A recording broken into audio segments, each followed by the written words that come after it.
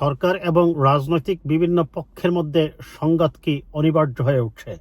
পরিবর্তনের স্বপ্ন নিয়ে প্রায় 1500 মানুষের জীবনের বিনিময়ে যে পরিবর্তিত সমাজের স্বপ্ন আমরা দেখেছিলাম, কিন্তু সেই পরিবর্তিত সমাজে এসেই এখন যারা আন্দোলন করেছিল সেই রাজনৈতিক শক্তিগুলোর মধ্যে এক ধরনের বিভেদ, অনক্ষ এবং সরাসরি সংঘাতে জড়িত হওয়ার মতো ভিন্নমুখী অবস্থান আমরা লক্ষ্য করছি।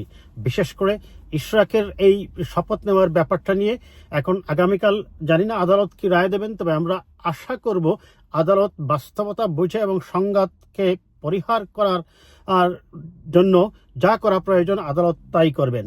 একইভাবে আমরা দেখি এই বৈষম্য বিরোধী ছাত্রজোট কিংবা এনসিপির একজন উপদেষ্টা আসিফ মাহমুদের এইরকম শক্ত অবস্থান বা এর বিপক্ষে অবস্থান নেওয়া এবং সামাজিক যোগাযোগ মাধ্যমে অন্য পক্ষকে তুচ্ছ তাচ্ছিল্য করে কথা বলা। আবার আজকে আমি দেখলাম যে এনসিপি নির্বাচন কমিশনারদের পদত্যাগের জন্য নির্বাচন কমিশনের সামনে তারা আগামীকালকে বিক্ষোভ কর্মসূচির ঘোষণা করেছে। কে বা কারা তাদেরকে এই নির্বাচন কমিশনের বিরুদ্ধে আন্দোলনের জন্য উস্কে দিল আমরা জানি না, তবে যেটাই করা হোক না কেন সংঘাত যে অনিবার্য হয়ে উঠছে যদি রাজনৈতিক দলগুলো বিচক্ষণতার পরিচয় না দেয় এবং সরকার যদি তার ক্ষমতার অতিরিক্ত কিছু লোড নিতে চায়, তাহলে তারা যে এক পর্যায়ে সব কিছুতেই বিফল হবেন সেটাই বোধহয় এখন আমরা লক্ষ্য করছি।